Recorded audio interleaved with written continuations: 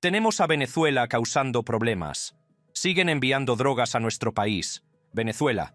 Han sido muy desagradables y no podemos permitir que eso suceda.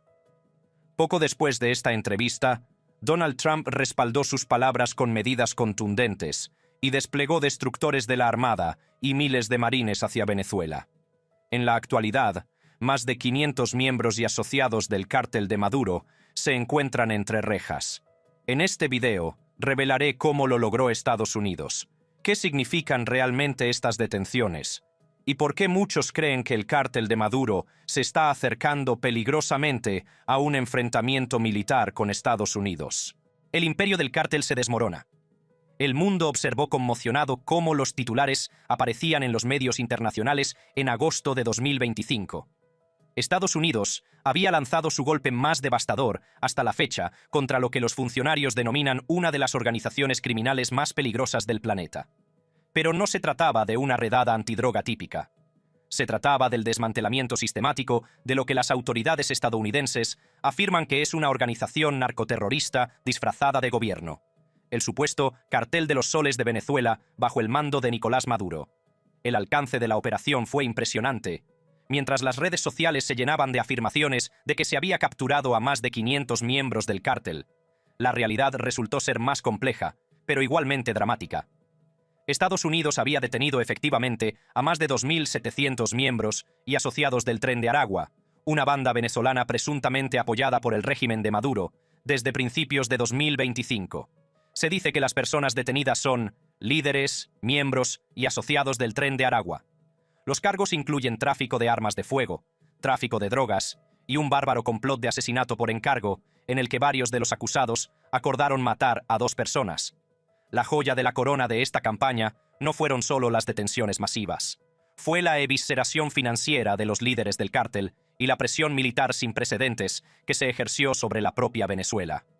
La fiscal general Pam Bondi se presentó ante las cámaras en agosto de 2025 y sus palabras tenían el peso de años de investigación. Dijo: Maduro es uno de los principales narcotraficantes del mundo y colabora con los cárteles para inundar Estados Unidos con cocaína mezclada con fentanilo. La declaración no era una hipérbole, sino la culminación de un asedio legal y financiero que había incautado más de $700 millones en activos directamente vinculados al propio Maduro. Jets privados por valor de millones, mansiones en la República Dominicana y Florida, colecciones de coches exóticos, granjas de caballos y joyas. Todo ello congelado o confiscado como fruto de lo que los fiscales estadounidenses describen como la mayor operación de tráfico de drogas, patrocinada por un Estado en el hemisferio occidental.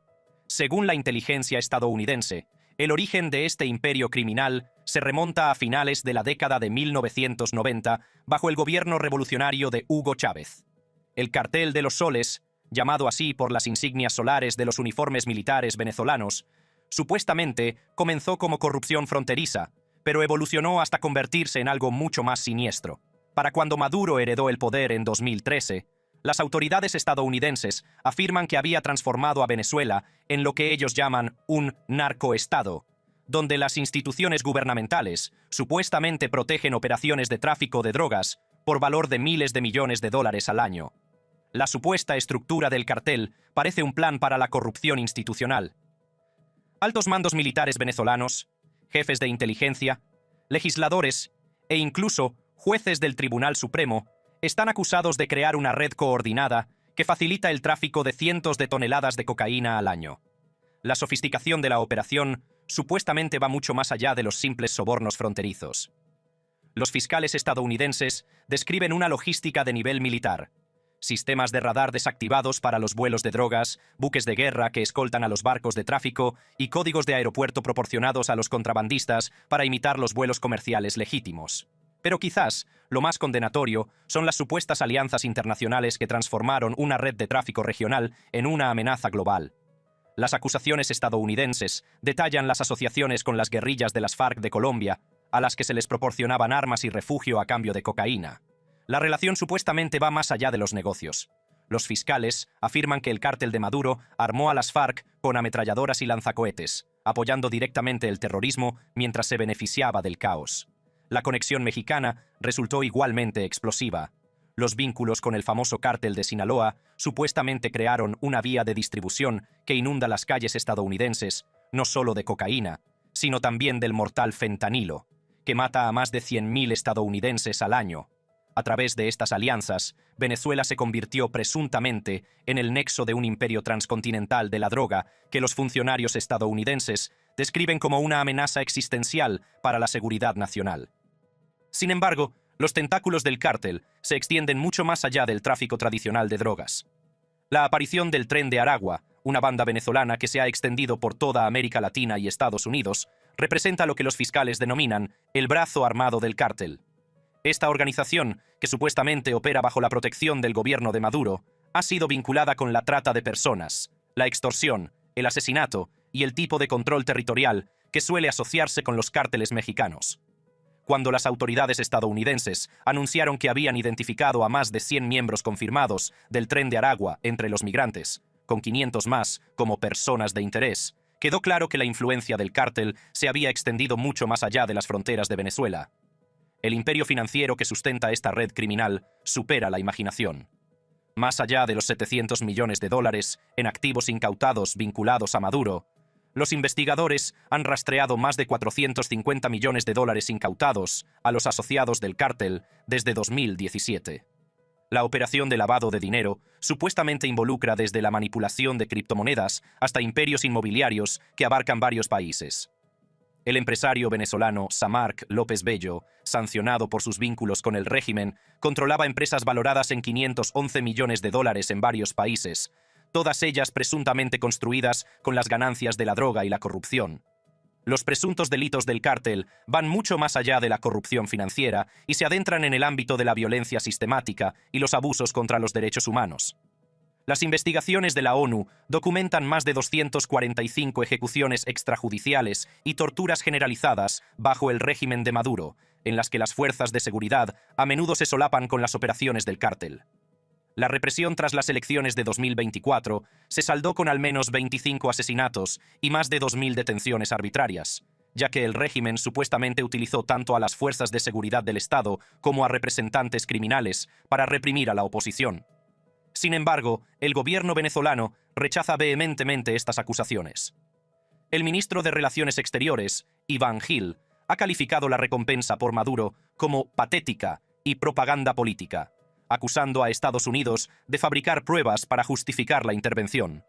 Las autoridades venezolanas argumentan que sus esfuerzos contra el narcotráfico han permitido capturar a más de 100 capos colombianos desde la década de 2000, y que las sanciones de Estados Unidos agravan la pobreza sin frenar el tráfico.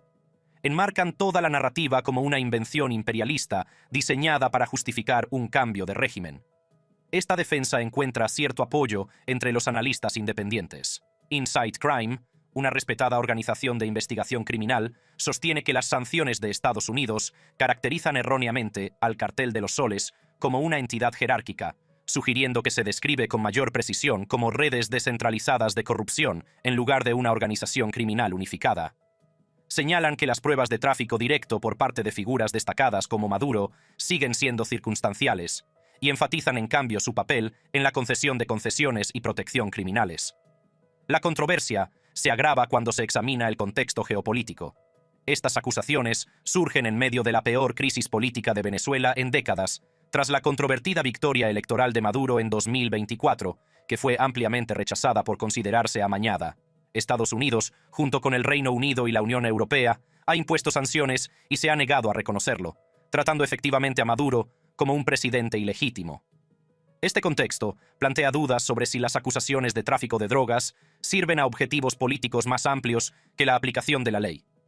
Sin embargo, el alcance y la coherencia de la acción legal estadounidense sugieren algo mucho más sustancial que un teatro político. Las acusaciones de 2020 contra Maduro y otros 14 funcionarios venezolanos por narcoterrorismo representan años de investigación, en la que han participado múltiples agencias de inteligencia y organismos policiales. Los cargos incluyen conspiración para importar cocaína, narcoterrorismo y posesión de dispositivos destructivos, delitos que conllevan penas de 20 años a cadena perpetua. El costo humano de este supuesto imperio criminal se extiende mucho más allá de las fronteras de Venezuela. Las comunidades estadounidenses devastadas por la crisis de los opioides ven cómo las drogas vinculadas a Venezuela inundan sus calles. La incautación de 30 toneladas de cocaína vinculadas a Maduro y sus asociados representa solo una fracción de lo que, según los fiscales, es un esfuerzo sistemático por utilizar la adicción a las drogas como arma contra la sociedad estadounidense. La caracterización de la operación por parte de la fiscal general Bondi como crimen organizado, no diferente de la mafia, refleja la opinión de la administración de que esto trasciende el tráfico de drogas tradicional y entra en el ámbito del terrorismo, patrocinado por el Estado. El propio pueblo venezolano sigue atrapado en el fuego cruzado de esta supuesta empresa criminal. Más de 7 millones de venezolanos han huido de su país en medio del colapso económico, la represión política y la violencia. Si este éxodo es consecuencia de la corrupción relacionada con los cárteles, las sanciones internacionales o fallos más generales en la gobernanza sigue siendo objeto de acalorado debate, pero el sufrimiento humano es innegable y ha creado una crisis de refugiados que ha desestabilizado toda la región. A medida que avanzaba 2025, Estados Unidos pasó de una investigación paciente a una acción agresiva. La transformación de la retórica por sí sola lo dice todo. Mientras que las administraciones anteriores hablaban de sanciones y presión diplomática, la administración Trump comenzó a describir al gobierno de Maduro como un cartel narcoterrorista, en lugar de un Estado legítimo. Este cambio retórico sentó las bases para la escalada sin precedentes que definiría el resto del año. El escenario estaba listo para la confrontación. Por un lado, un gobierno venezolano que reivindica su legitimidad a través de las elecciones y niega cualquier implicación en el tráfico de drogas. Por otro, una administración estadounidense convencida de que no solo se enfrenta a una organización criminal, sino a un Estado terrorista que ha convertido las drogas en un arma contra los ciudadanos estadounidenses. La colisión entre estas visiones del mundo pronto se intensificaría más allá de los procedimientos legales y entraría en el ámbito de la acción militar, cambiando para siempre la dinámica de las relaciones entre Estados Unidos y Venezuela y redefiniendo potencialmente toda la guerra contra las drogas. Los generales y sus delitos. En lo más profundo de los pasillos de mármol del Departamento de Justicia de los Estados Unidos, los investigadores habían pasado años reconstruyendo lo que describen como una de las organizaciones criminales más sofisticadas de la historia moderna. Los rostros que les miraban desde sus expedientes no eran los típicos capos de los cárteles, sino presidentes, vicepresidentes, ministros de defensa y magistrados del Tribunal Supremo. Las acusaciones de 2020 revelaron una galería de personajes sin escrúpulos del poder venezolano, cada uno de los cuales supuestamente desempeñó un papel crucial en lo que los fiscales denominan una operación de captura del Estado que transformó a toda una nación en una organización criminal. En la cúspide de esta supuesta pirámide se encuentra Nicolás Maduro Moros, el hombre al que las autoridades estadounidenses ya no describen como presidente de Venezuela, sino como el jefe fugitivo de un cártel narcoterrorista con una recompensa por su cabeza. Hoy, el Departamento de Justicia y el Departamento de Estado anuncian una recompensa histórica de $50 millones por información que conduzca al arresto de Nicolás Maduro.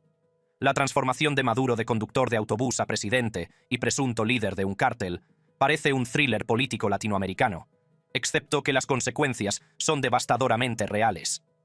Nacido en el seno de una familia de clase trabajadora en Caracas, el ascenso de Maduro en la jerarquía política de Venezuela parecía poco notable hasta que los investigadores estadounidenses comenzaron a atar cabos. Los fiscales alegan que, al menos desde 1999, Maduro ha liderado el cartel de los soles en la corrupción del ejército, los servicios de inteligencia, el poder legislativo y el poder judicial de Venezuela para facilitar el tráfico de toneladas de cocaína hacia Estados Unidos. Los cargos pintan el retrato de un líder que supuestamente utiliza la cocaína como arma contra Estados Unidos, inundando las calles estadounidenses de drogas, mientras se enriquece a sí mismo y a sus compinches. Las pruebas que presentan los fiscales estadounidenses se leen como una acusación de corrupción institucional. Afirman que Maduro negoció personalmente envíos de varias toneladas de cocaína con los líderes de las FARC, proporcionó armas de grado militar, incluyendo ametralladoras y lanzacohetes, a organizaciones terroristas, y utilizó las ganancias para financiar milicias armadas que reprimen a la oposición venezolana. Las investigaciones de la ONU vinculan a su administración con más de 245 ejecuciones extrajudiciales y torturas sistemáticas, lo que las organizaciones de derechos humanos describen como crímenes contra la humanidad. Junto a Maduro en la supuesta jerarquía criminal se encuentra Diosdado Cabello Rondón, una figura que muchos consideran el verdadero poder detrás del trono venezolano. Este ex paracaidista, que participó en el intento de golpe de Estado de Chávez en 1992, se ha convertido en lo que las autoridades estadounidenses describen como un gestor de cárteles con una recompensa de $25 millones por su cabeza. El presunto papel de Cabello va más allá del mero tráfico de drogas y se extiende al ámbito de la represión sistemática, supervisando a las fuerzas de seguridad acusadas de tortura, violencia sexual y persecución política. Pero quizás el caso más convincente en el arsenal del gobierno es el de Hugo Armando Carvajal Barrios, conocido como El Pollo, el ex jefe de inteligencia venezolano que se declaró culpable de cargos de narcotráfico en Estados Unidos en junio de 2025. Su cooperación representa una potencial mina de oro de información sobre el funcionamiento interno del cártel. El viaje de Carvajal desde jefe de inteligencia de Maduro hasta testigo colaborador ilustra las fracturas que comienzan a aparecer dentro de la presunta red criminal. La declaración de culpabilidad de Carvajal por narcoterrorismo, importación de cocaína y delitos relacionados con armas, proporciona a los fiscales un testimonio privilegiado sobre las operaciones del cártel. Sus acusaciones incluyen el suministro de armas y protección a las FARC, lo que ha permitido la violencia guerrillera que se ha cobrado miles de vidas en Colombia y Venezuela. La gran cantidad de información de inteligencia obtenida gracias a su cooperación podría resultar devastadora para los miembros del cártel que aún siguen en libertad. La dimensión militar de la supuesta operación del cártel se centra en Vladimir Padrino López, ministro de Defensa de Venezuela desde hace mucho tiempo, que se enfrenta a una recompensa de $15 millones por su presunto papel en la facilitación de vuelos de cocaína. Los fiscales estadounidenses afirman que Padrino cobraba por el paso seguro de los vuelos de drogas y, al mismo tiempo, ordenaba el derribo de aviones rivales dedicados al tráfico. Su doble papel como defensor de la soberanía venezolana y presunto protector de las redes criminales personifica el nexo entre el Estado y los criminales que define al cartel. Bajo el mando de Padrino, las fuerzas venezolanas están acusadas de más de 1.000 ejecuciones extrajudiciales entre 2021 y 2023, a menudo dirigidas contra civiles de comunidades marginadas con el pretexto de operaciones contra la delincuencia. El carácter sistemático de estas ejecuciones, junto con la tortura y la violencia sexual en los centros de detención, ha llevado a los observadores internacionales a clasificarlas como crímenes contra la humanidad. La presunta corrupción judicial del cártel alcanza los más altos niveles de la jurisprudencia venezolana a través de Michael José Moreno Pérez, presidente de la Suprema Corte de Justicia de Venezuela, quien enfrenta cargos de lavado de dinero por presuntamente aceptar millones en sobornos. Los fiscales afirman que Moreno utilizó su posición judicial para manipular casos a favor del cártel, incluida la incautación de una planta de General Motors por valor de $100 millones, mientras lavaba las ganancias a través de inversiones inmobiliarias en el sur de Florida. Esta corrupción de la justicia representa quizás el logro más insidioso del cártel: transformar las instituciones destinadas a combatir el crimen en instrumentos de protección criminal. La naturaleza sistemática de la complicidad judicial, que incluye la emisión de órdenes de arresto retroactivas y el ignorar las denuncias de tortura, ha creado lo que las organizaciones de derechos humanos describen como una impunidad total para los funcionarios vinculados al cártel. La sofisticación tecnológica de la presunta operación de lavado de dinero se pone de manifiesto a través de figuras como Joselit, de la Trinidad Ramírez Camacho, ex superintendente de criptomonedas de Venezuela, quien enfrenta cargos por lavar ganancias del narcotráfico a través de monedas digitales. Su detención en Venezuela en abril de 2024 por cargos de corrupción no relacionados sugiere purgas internas del régimen, posiblemente destinadas a eliminar testigos o consolidar el control sobre las ganancias delictivas. Las dimensiones internacionales del presunto cártel quedan claras a través del caso de Tarek Zaidan El Aissami Madá, ex vicepresidente y ministro de Petróleo, cuya desaparición de la vida pública tras su detención en abril de 2024 por malversación de hasta $21.000 millones ha alimentado las especulaciones sobre luchas internas por el poder. Los fiscales estadounidenses vinculan a El Aissami con Hezbollah y las redes de tráfico de drogas, lo que sugiere que el alcance del cártel se extiende a la financiación del terrorismo internacional. Quizás ningún caso ilustra mejor las conexiones familiares del cártel que el asunto de los narcosobrinos, en el que están implicados los sobrinos de Maduro. Efraín Antonio Campo Flores y Francisco Flores de Freitas fueron condenados en 2017 por conspirar para importar 800 kilogramos de cocaína a Estados Unidos, y cada uno recibió una pena de 18 años de prisión.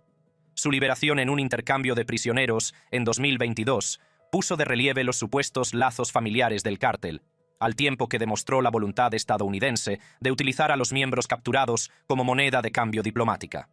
El patrón de arrestos y enjuiciamientos revela una estrategia calculada de Estados Unidos para desmantelar la estructura de liderazgo del cártel. Cliver Antonio Alcalá Cordones, el exgeneral venezolano condenado a más de 21 años por proporcionar apoyo material a las FARC, representa otra grieta en la armadura del cártel. Su rendición en Colombia en 2020 y su posterior cooperación han proporcionado a los fiscales información adicional sobre el tráfico de armas y el apoyo al terrorismo. La naturaleza sistemática de los presuntos delitos va más allá del tráfico de drogas y se extiende a lo que los fiscales describen como narcoterrorismo.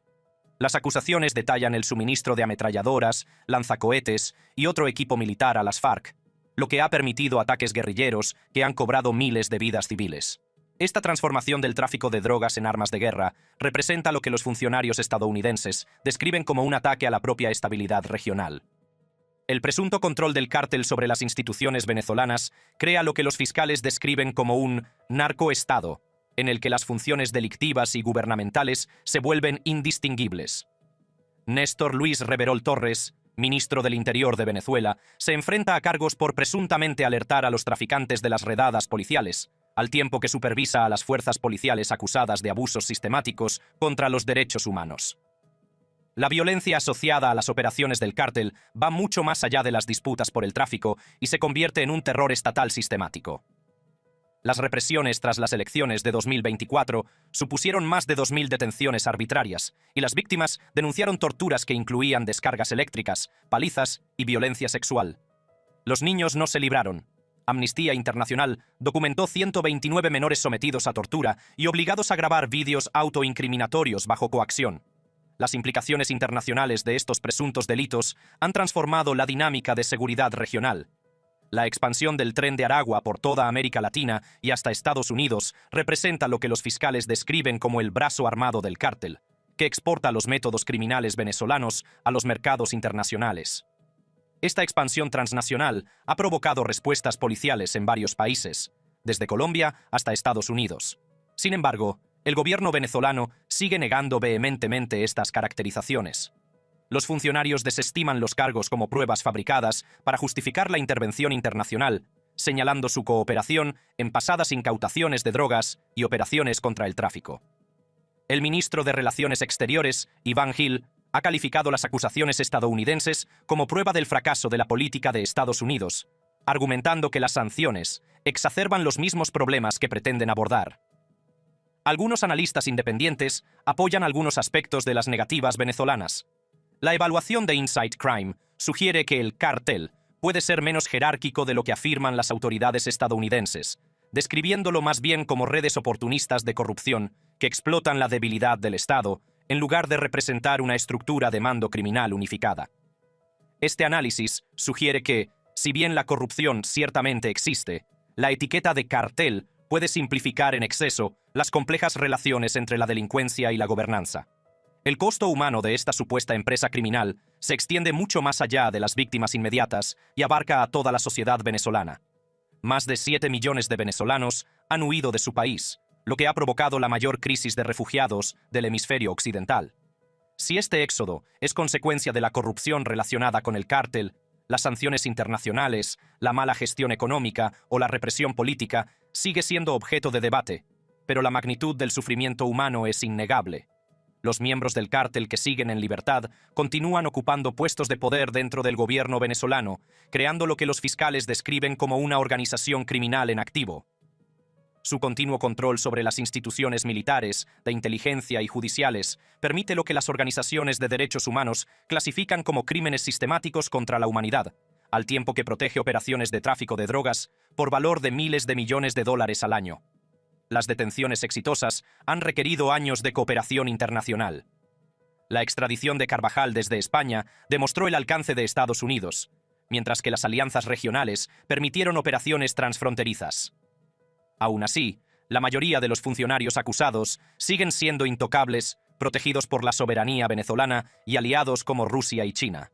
Para 2025, la presión estadounidense se intensificó. Las recompensas se duplicaron. El cártel fue calificado como organización terrorista y se trasladaron activos militares cerca de las aguas venezolanas. Lo que comenzó como una cuestión de aplicación de la ley pasó a ser una cuestión de seguridad nacional, lo que aumentó el riesgo de una confrontación directa.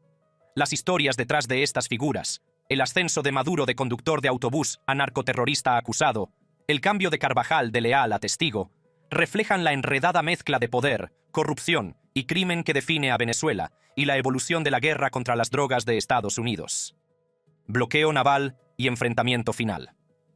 La mañana del 20 de agosto de 2025 marcó un punto de inflexión en las relaciones entre Estados Unidos y Venezuela, cuando 3 buques de guerra estadounidenses surcaron las aguas azules del Mar Caribe con un destino que causó conmoción en los canales diplomáticos de todo el mundo. El USS Gravely, el USS Jason Dunham y el USS Samson, avanzados destructores lanzamisiles guiados, Aegis capaces de lanzar misiles, Tomahawk, y llevar a cabo sofisticadas operaciones antisubmarinas, se unieron a otros activos navales en lo que los funcionarios describieron como el mayor despliegue antinarcóticos de los últimos tiempos. Pero no se trataba de una operación antidroga ordinaria. Con más de 4.500 efectivos, incluidos 2.200 marines, la flota representaba una demostración de fuerza sin precedentes en la guerra moderna contra las drogas. Las capacidades de asalto anfibio, los submarinos de propulsión nuclear y los destructores con capacidad de ataque sugerían una preparación para escenarios que iban mucho más allá de las incautaciones marítimas de drogas. Como señaló una fuente del Pentágono, el despliegue reflejaba la directiva del presidente Trump de utilizar todos los elementos del poder estadounidense para impedir que las drogas inundaran Estados Unidos. La respuesta venezolana fue rápida y desafiante.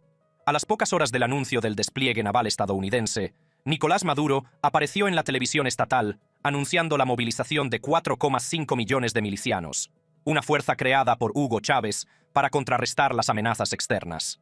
«Defendemos nuestros mares, nuestros cielos y nuestras tierras», declaró Maduro, con palabras que transmitían el peso de una nación que se preparaba para el asedio. «Ningún imperio tocará el suelo sagrado de Venezuela». La escalada militar representó la culminación de una campaña cuidadosamente orquestada que se había ido gestando a lo largo de 2025.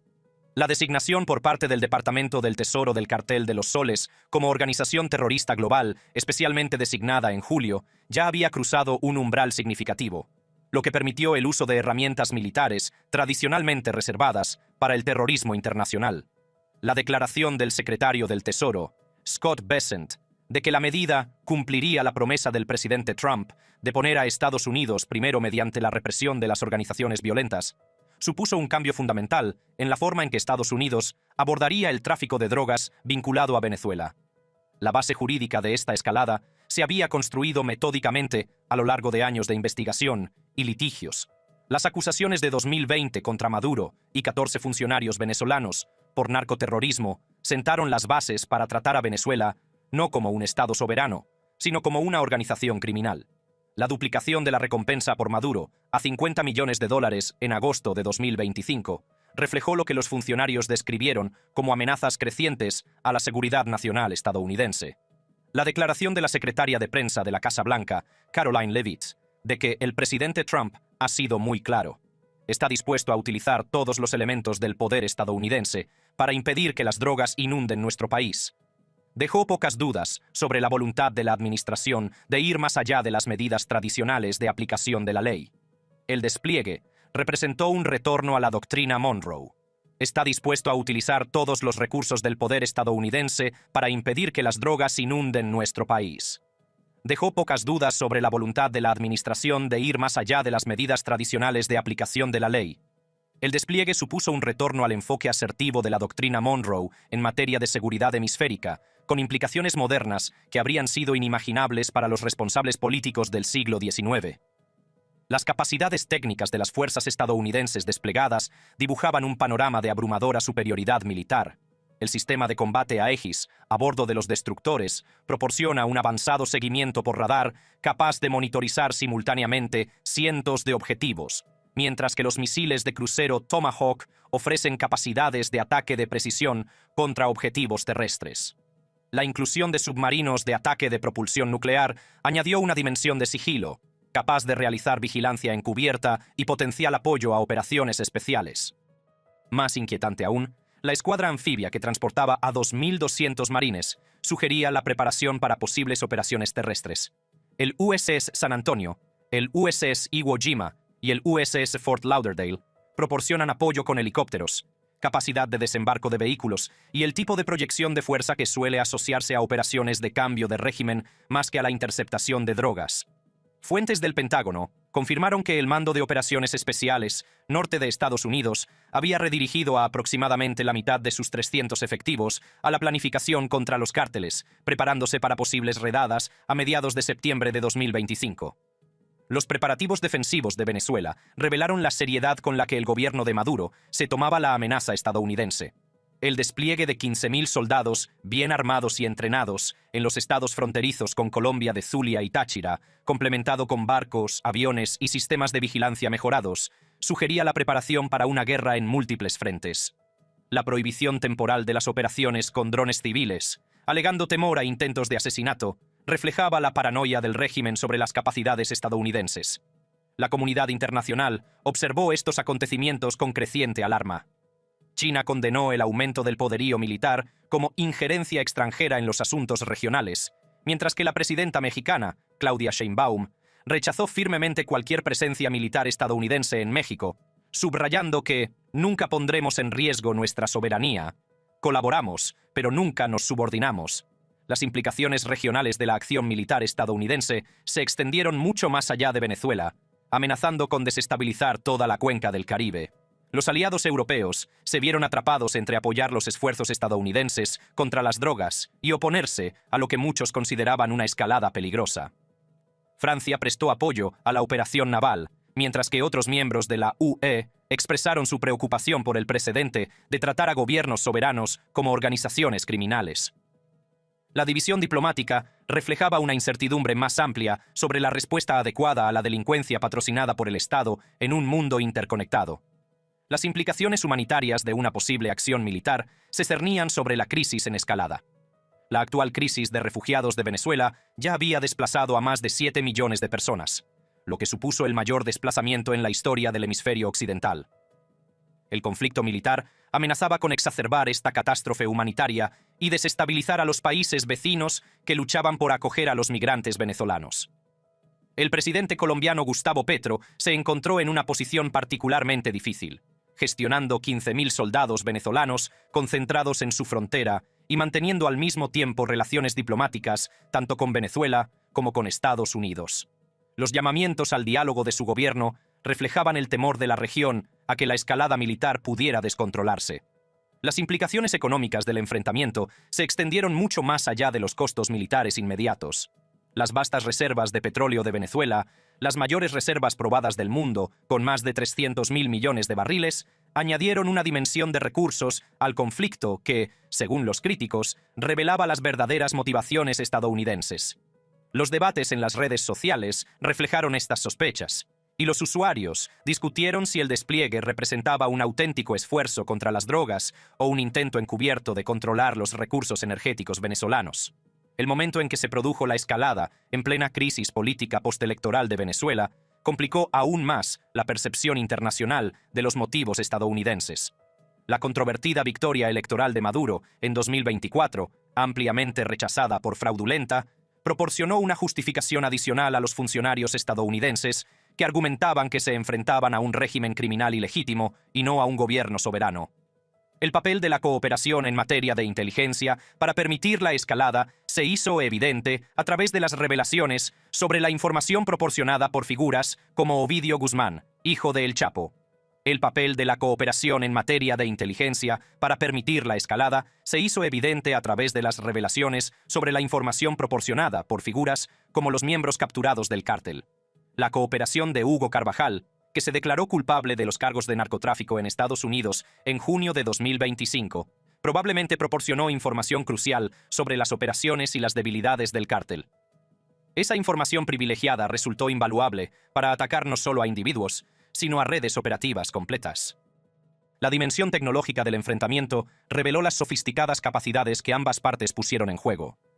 Los activos navales estadounidenses contaban con avanzados sistemas de guerra electrónica, comunicaciones por satélite y municiones de precisión que podían neutralizar los sistemas defensivos venezolanos en cuestión de horas. Sin embargo, los preparativos defensivos de Venezuela, que incluían equipo militar suministrado por Rusia y el posible apoyo de aliados como Irán, sugerían que el conflicto podría escalar más allá de las fronteras regionales. La guerra propagandística que acompañó al posicionamiento militar resultó igualmente intensa.